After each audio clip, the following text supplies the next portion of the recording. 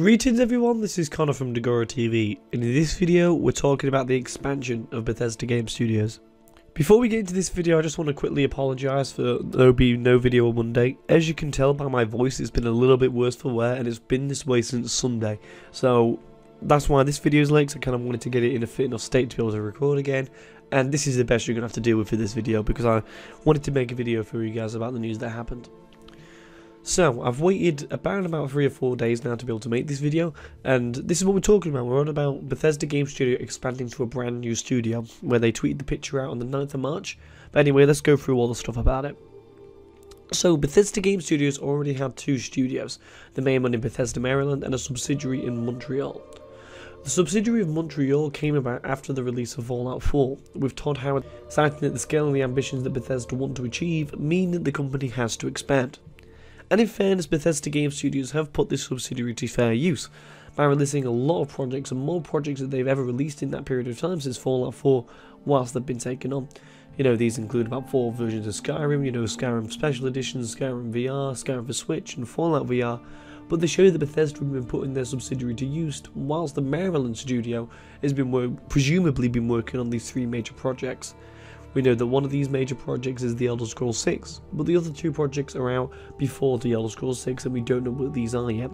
It's heavily rumoured that one is Starfield, but we'll wait and see until we find out more information, whether that's going to be at E3 or in the years to come.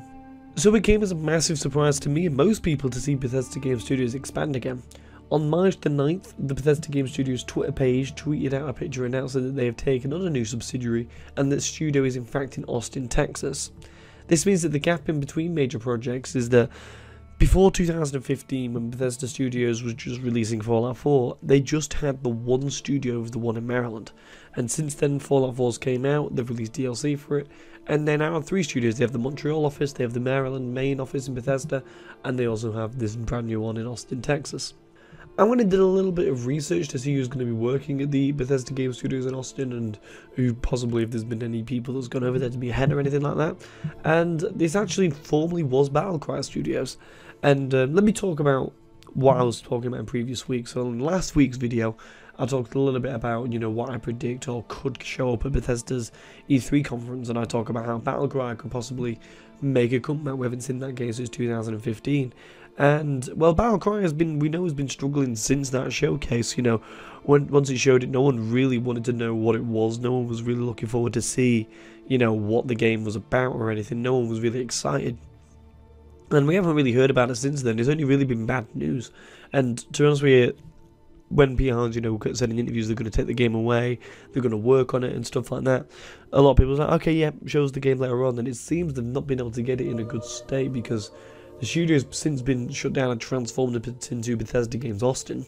And Rich Vogel, who was the original head of Battlecry and the original head of Battlecry Studios, has left to go to, I think they call Certain Affinity, I think the studio's called. They've left to go to Certain Affinity, and the studio itself has had a number of redundancies, so the labour force there at Battlecry Studios was dripping down and down and down, and it seems it was just only a matter of time before that studio either shut down or became into another part of the Bethesda workshop. You know, it was either going to be Arcane, or it was going to be id, or it was going to be Bethesda Game Studios.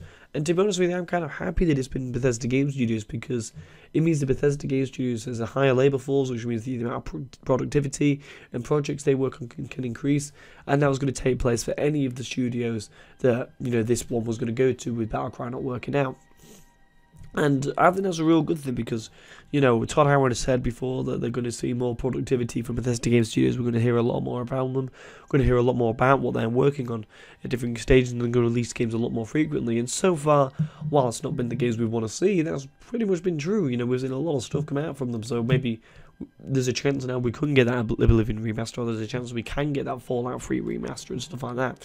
And in my opinion, I think that's a really, really good thing, because, you know, let's say, you know, for instance, for the Fallout 3 one, as a PC player, I can't get that game to work on my PC without doing a load of stuff to be able to tinker it. So being able to get being able to work on projects like that, and that what this studio can really focus on, I'm really happy with that. Or if they're helping out with the development of their major projects, that's a really good thing as well, because they're going to be able to do more stuff for them, make them bigger with the same development cycle, or be able to make similar scope games, but then also be able to release them quicker because there's more people working on them. However, though, you know, it is sad for Battlecry at the end of the day. You know, there wasn't really anyone that was looking forward to it, but people, I'd say, were kind of a little bit intrigued to see if they could change the game, if it could be kind of a revival of sorts in the life cycle of its development. But it's just another story of what's kind of happened of a game not really working out. And, you know, Bethesda are the kind of studio that tends to bring games back. You know, like I can think of, you know, Doom was one of them, which went away for a while and brought back.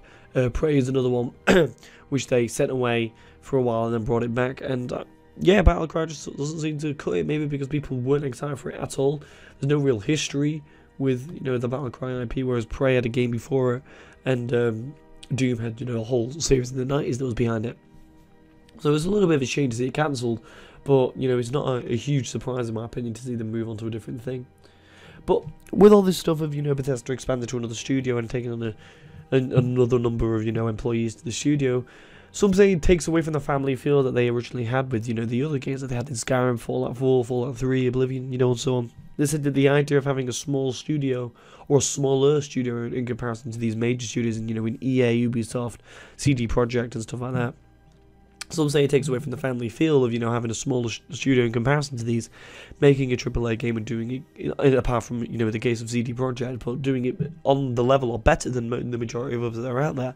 And some people got really, really, you know, happy with that sort of way, the structure of the way it was working, even though the games came out buggy. They liked the fact that we kind of knew who the people was that worked there, and we kind of had a little bit of a glance inside of what it was like to make them games, when we saw, you know, the things like making of Fallout 3, making of Oblivion, making of Skyrim on YouTube, and they were really cool to see the inner workings of that studio.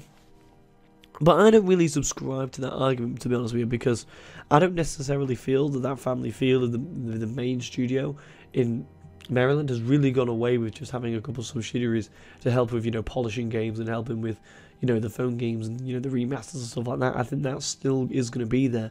And also, in my opinion, Bethesda did need to expand. They were getting left behind by other major studios at this point, you know. CD Projekt Red had, you know, has a way bigger, you know, employee base than what we have at Bethesda, and the same with Ubisoft and EA. And, you know, you could really see that in Bethesda's game with the release of Fallout 4. It looked old. You know, they're using old tech with, you know, with a small employee base. It was going to be a hard job for them to make that game. And while they made a really, really great game with what they had, it wasn't as much on the levels of the facilities of, you know, the other studios out there. And that's why, you know, others like me and other channels have said they need a new engine, they need to expand, and they've done one part of that as what we know of. Then we know they've expanded, and Todd has teased before saying that we need, you know, new tech, you know, to be able to make the Elder Scrolls 6 technology that isn't made yet. So maybe that means a new engine, or, you know, the new consoles, whatever he's referring to there. But we've got one of those things ticked off in a new studio, and 2 new studios in fact. So I'm looking forward to seeing the increased productivity of Bethesda Game Studios. And now that we've got, you know, let's label it the FAF, you know, the re-releases of Skyrim and the Fallout VR and stuff. Around the release to FAF, maybe, you know, if not major projects, maybe that means we're going to get an increased productivity of major projects on them now. So thanks a lot for watching. I hope you enjoyed the video. Please make sure you leave a comment to let me know what you think of Bethesda expanding, what you think of the news that Bethesda Game Studios is taking on a new studio, and what do you think this could mean for them. Are you upset about Battlecry being shut down? I'm not, to be honest with you. I didn't really care about Battlecry at all, to be honest with you. I was saying maybe we could see it again at E3, and I'd be looking forward to see if the game has changed. But to hear the game's been cancelled and moved on to a different studio, that's all fine in my opinion, and that's a pretty good decision. But let me know what you think, and I'll see you again on Friday from the games I played this week video. Goodbye.